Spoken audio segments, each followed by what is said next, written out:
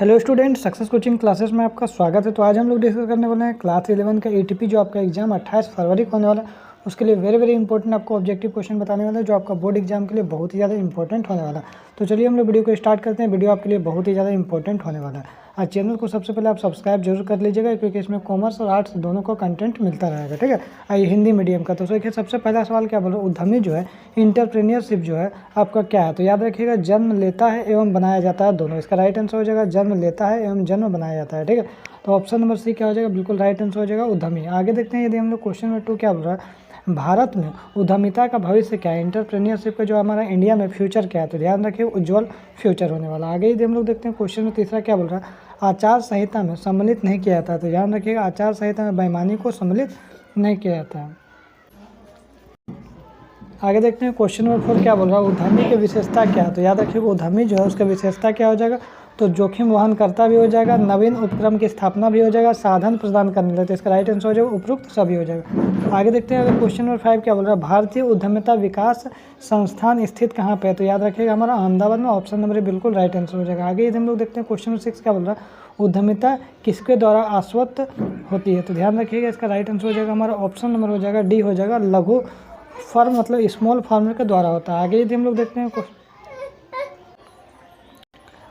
Question number 7 क्या बोल रहा है, लघु उद्योग जो हमारा स्मॉल इंडस्ट्री का जो आपका विषय क्या है। तो ध्यान रखिएगा इसका राइट आंसर हो जाएगा हमारा राज्य सरकार का विषय हो जाएगा। किसका विषय हो जाएगा, राज्य सरकार का। आगे यदि हम लोग देखते हैं क्वेश्चन नंबर 8 क्या बोल रहा है, आर्थिक क्रिया बराबर क्या होगा। तो याद रखिएगा आर्थिक क्रिया बराबर व्यवसाय हो जाएगा प्लस पेशा और प्लस रोजगार। तो इसका राइट आंसर हो जाएगा हमारा ऑप्शन नंबर डी हो जाएगा। आगे देखते हैं क्वेश्चन नंबर 9 क्या बोल रहा है, उद्यमी महत्वपूर्ण योगदान देता है। याद रखिए उद्यमी जो है महत्वपूर्ण योगदान किसमें देता है, आर्थिक विकास में देता है। किसमें देता है, आर्थिक विकास में। आगे यदि हम लोग देखते हैं क्वेश्चन नंबर 10 क्या बोल रहा है, एक व्यावसायिक चिन्ह का पंजीकरण कितनी अवधि का होगा। तो याद रखिए कितना अवधि का होगा, तो हमारा 7 ईयर का होगा, 7 साल का होगा। आगे देखते हैं क्वेश्चन नंबर 11 क्या बोल रहा है, जो बाजार का प्रतिस्पर्धात्मक विश्लेषण निम्न में से किस किस से किया जाता है। तो याद रखिएगा किस किस से किया जाता है। तो ध्यान रखिएगा आपका मूल्य में कमी और गुणवत्ता में वृद्धि, इसके कारण भी किया जाता है आपको विश्लेषण।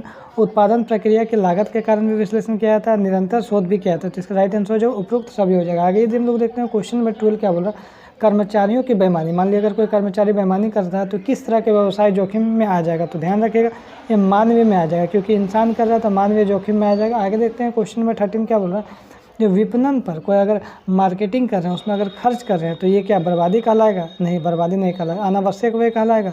तो ये भी ध्यान रखिएगा अनावश्यक व्यय भी नहीं कहलाएगा। तो ध्यान रखिएगा क्या कहलाएगा, तो याद रखिएगा विनियोजन कहलाएगा, इन्वेस्टमेंट कहलाएगा। मार्केटिंग करिएगा तो क्या होगा, हमारा इन्वेस्टमेंट कहलाएगा।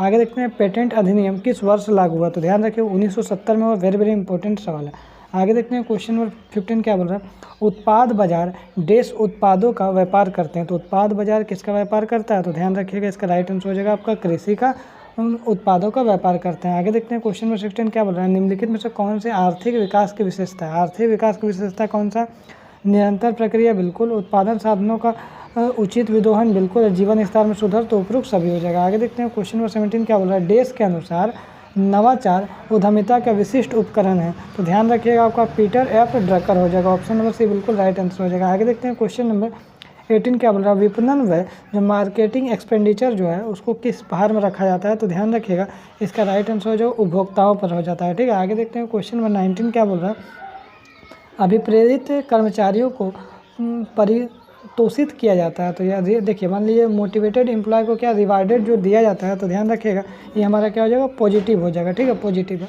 आगे देखते हैं क्वेश्चन नंबर 20 क्या बोल रहा है, जो निम्न में से कौन सी लघु उद्योग की समस्या नहीं है। तो लघु उद्योग की समस्या है क्या, लोकल डिमांड नहीं है। ठीक है, आगे यदि हम लोग देखते हैं क्वेश्चन नंबर 21 क्या बोल रहा है, भारत में लघु उद्योग का पंजीकरण कराना क्या जरूरी है।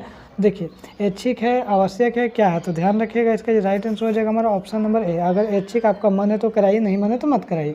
आगे देखते हैं क्वेश्चन नंबर 22 क्या बोल रहा है, जोखिम देश का परिणाम होता है। तो याद रखिएगा अनिश्चितता का परिणाम होता है। आगे देखते हैं क्वेश्चन नंबर 23 क्या बोल रहा है, आवश्यकता प्राथमिकता विचारधारा के प्रतिपादक कौन है। तो ध्यान रखिएगा इसका राइट आंसर हो जाएगा हमारा option number A, Abraham Maslow हो जाएगा। आगे देखते हैं क्वेश्चन नंबर 24 क्या बोल रहा है, 24 हमारा बोल रहा है उद्यमिता विकास कार्यक्रम प्रायः संगठित किए जाते हैं। तो याद रखिएगा आपका प्रायः 4 सप्ताह अवधि में संगठित किया जाता है। आगे देखते हैं क्वेश्चन नंबर 25 क्या बोल रहा है, उद्यमिता वस्तु एक सृजनात्मक क्रिया है। यह कथन किसका है, वेरी इंपॉर्टेंट क्वेश्चन है। तो ध्यान रखिएगा आपका शुम्पीटर का कहना है। आगे यदि हम लोग देखते हैं क्वेश्चन में 26 क्या बोल रहा है, नियोजन में प्लानिंग क्या है। तो याद रखिएगा प्लानिंग जो हमारा होता है सभी अवधियों के, लॉन्ग टाइम के लिए प्लानिंग करिएगा, बिल्कुल करिएगा, मिडिल टाइम के लिए प्लानिंग करिएगा, शॉर्ट टाइम के लिए, तीनों के लिए उपयुक्त सभी अवधियों के लिए हो जाएगा right answer option number D. आगे देखते हैं नेतृत्व जो है, जो बिजनेस करता है, उद्यमी है, वो उसका कार्य क्या है। तो उद्यमी का जो हमारा कार्य हो जाएगा आपका जोखिम लेना बिल्कुल है, निर्णय लेना बिल्कुल है,